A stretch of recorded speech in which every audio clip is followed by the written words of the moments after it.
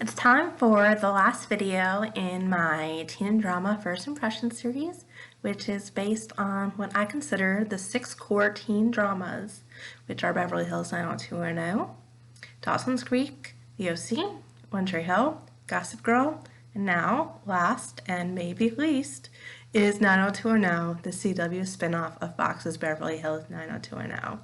And this one is the hardest for me to do because of the very strong negative feelings I still have today about the 90210 spinoff. So Beverly Hills 90210 aired from 1990 to 2000. It was created by a television producer extraordinaire named Aaron Spelling, the father of Tori Spelling, who of course starred on the show. And there were spin-offs of Beverly Hills 90210 while it was on, most notably Melrose Place.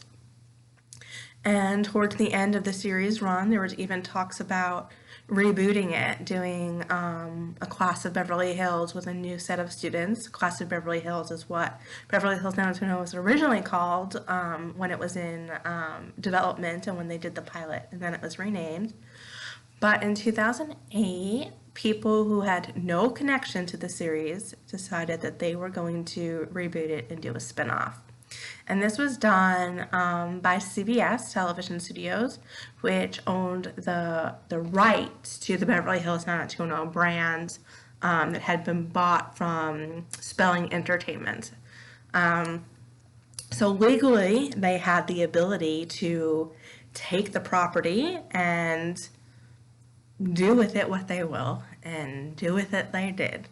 They hired people who had no connection to the original series and people who wanted no input from the original writers and producers, and they decided that they were going to do a next generation and that they were going to call it 90210. This was in development in 2008, and I was not a happy camper, and you can probably tell from my tone that all these years later, I'm still not a happy camper. Surprise! If you know me at all, if you've followed me on Twitter for years, this is actually not a surprise at all. But when it was announced, I wasn't happy because, as I noted in my Gossip Girl first impression video the other day, I firmly believe that when you have iconic television shows that impacted the history of television, as Beverly Hills 90210 did, and as Gossip Girl did as well, you should let them not, go off into the sunset and fade away, but you should respect what those original series did by not doing anything more. Meaning, we had 10 years of this amazing show. It kickstarted a genre. It started the careers of not only actors, but writers and producers that went on to do many other well-known shows, like Californication, for example. And if you do something else with it after the original series, you're adding a little footnote to the history of that series and the success of that series. And that footnote can say, X number of years later, they did a spinoff, and it was blank. It was a massive hit. It was garbage. If I'm being fair, 90210 was somewhere in between the spinoff, of course. Some people consider it a hit because it aired for 5 seasons. That's nothing to sneeze at. It passed 100 episodes, which is considered a milestone marker in television production. But it was also, in some ways, garbagey. I'm trying to be really polite right now. And I say that because it really bastardized the brand and the characters and the storyline of the original series. And I'm going to delve into that more in another video post, really do a deep dive into my problems with 90210. But getting back to more of my first impression on it, it's interesting because my feelings of disgust and hatred when the spinoff was announced are complicated by some personal experiences.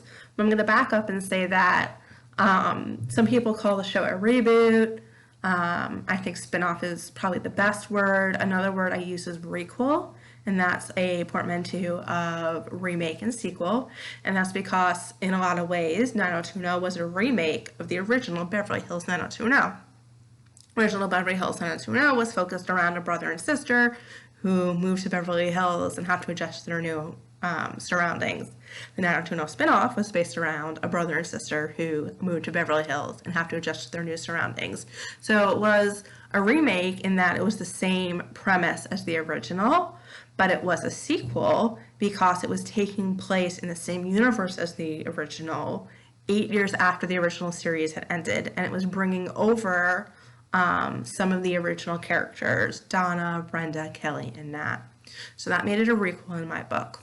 So let's go back to the spring of 2008. I was an intern for People magazine, and I was working there full-time as part of a journalism residency as I was pursuing my journalism degree. And I got to go to the CW Upfront, where the network presents its new slate of programming for the fall season to advertisers in hopes that advertisers will buy commercial slots and give the network lots of money. And on the red carpet, I got to interview the cast of 90210. Most of them were very green. They had not had, series before this. Sinead Grimes had Degrassi. But most of them, this was their first big deal project. And I also got to interview Jenny Garth, which for so many years, she has been my favorite actress from the original. Kelly's my favorite character from the original. And I was so freaking enthusiastic that I definitely freaked her out with my enthusiasm. And she looked at me like I had 5 heads. And it's really mortifying and also really funny. But anyway, I interviewed the cast of this new show that day. What's more is the next day, the whole cast, minus Jenny, or I should say most of the cast, came to the People magazine offices for a chat with the staff that I got to be a part of. And it was, an intimate discussion around a big, conference room table. And it was really interesting to hear their thoughts on the new characters that they would be playing and continuing the 90210 brands. What always stands out to me from that day is Anna McCord, who is just such a firecracker today and even back then. She was the most outspoken and confident, I would say, of the cast members in that room. And it was very clear to us that was someone you should keep an eye on, in the sense that she's going to go places, she's going to make waves, she's going to do things that are going to get people's attention, and she's a rising star that you should watch. So it was interesting that as a Beverly Hills 90210 fan, I was really against the show from happening, but as an entertainment journalist, I had these opportunities to talk to the cast almost right after they had been hired for the series and before they had even really shot any film for it. And so it almost gave me a dual perspective. I had the perspective of a fan and a TV viewer, but also of someone who was getting a peek behind the curtain and the behind the scenes of what was going on. 90210 eventually premiered that fall. And for me, it was disastrous. And again, I'm going to detail this in another video. But I do want to be clear that my issues with it are predominantly about the way it represents the original series, the way I feel that it capitalizes on the Beverly Hills 90210 brand, the way it used the original characters, and that frankly, I don't think the quality of the writing and the storytelling was up to par compared to not only the original show, but some of the teen dramas that came before it.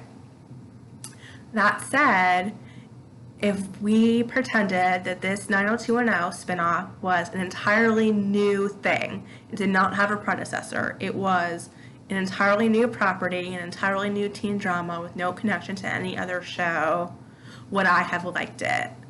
I think it's possible, because there are things that I did like. I'm not going to say there was never scenes I enjoyed. While I don't have a favorite character or a favorite episode, I do have a favorite couple. I fell in love with Liam and Annie, and I rooted for them throughout the seasons. So I do think that, to a certain extent, I am able to use objectivity and put away any personal biases I have and recognize some strengths. Anything I feel about this show in a negative way and how I still to this day wish it never happened is not a reflection on any of the actors. I think they did a fine job and they did what they could with what they were given, and they were nothing but nice to me.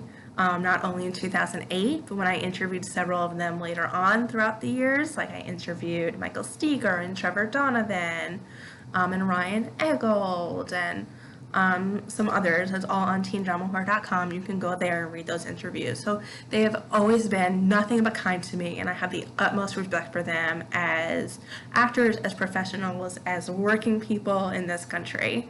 But it's just, I wish they did this show with a different name, and it had nothing to do with the greatest teen drama of all time.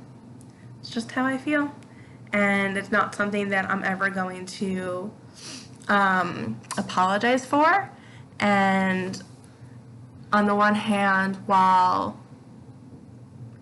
it might be surprising to you that I consider this a core teen drama, given that I'm sitting here kind of bashing it, right?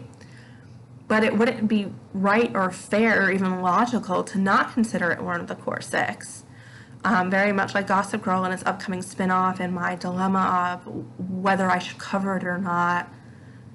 90210 is a spinoff of not only a main teen drama, but the ultimate teen drama. And if I consider Beverly Hills 90210 to be a core part of the genre, it doesn't make sense to not consider 90210 to be a core part of the genre, and to not examine it as someone who considers themselves a person who studies the genre. So 90210 is worthy of inclusion in the genre. It does fit the bill of what is and isn't a teen drama, and it should be considered one of the core six. It's just that being one of the core six doesn't mean that it's equal to the 5 other shows in quality. It doesn't mean it's necessarily one of my favorite shows. It doesn't mean that it was a great show, but it is a show that did exist, is a key part of this genre, and because of that, I cover it. I did my live blogs, and I did live tweeting, even though after the original blog ended, teendramahorror.com, I didn't really stick through 902 at the end because I just found it really painful for all the reasons I've mentioned here. But on Teen Drama Horror and Substack, I include 90210 in everything that I include the other shows in. So if I'm looking at, for example, I've done this year teen drama Halloween episodes, teen drama election episodes, teen drama Thanksgiving episodes, I'm not going to do the 5 other shows and leave 90210 out. Absolutely not. Those shows are all the 6 core of the series. 90210 is a part of that, and I'm going to include, for their fans and for people who are interested in studying the genre like I am, their election episode and their Halloween episode and what they did for Thanksgiving. So it is very much a teen drama, and it's very much one of the 6 teen drama, and I can put aside my personal grudges and recognize it as such. And as I said, I'm going to do another video that goes much more in depth into what I call my problem with new 90210, and that's new spelled N-U. And I call it that, New 90210, to kind of distinguish it from the original series. When the original series was on, 90210, of course, was shorthand for Beverly Hills 90210. If you said, oh, I'm watching 90210 tonight, there was never a question of what show you meant. With the introduction of the 90210 spinoff in 2008 called 90210, if you said, I'm watching 90210 tonight, I'd be like, which one? Are you watching Beverly Hills 90210 or are you watching this new show called 90210? So I often call it New 90210 and You 90210 to convey which show I'm referring to. So my problems and issues with New 90210 will be the subject of an upcoming video, and I hope you'll watch, and I hope you'll let me know if you agree or disagree with me. I love hearing from fellow teen drama fans.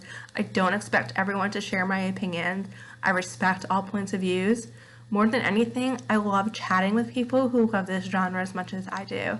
So if you're the biggest 90210 fan in the world, tell me that. Let me know, and I will respect that, and I will love you as being a fellow fan.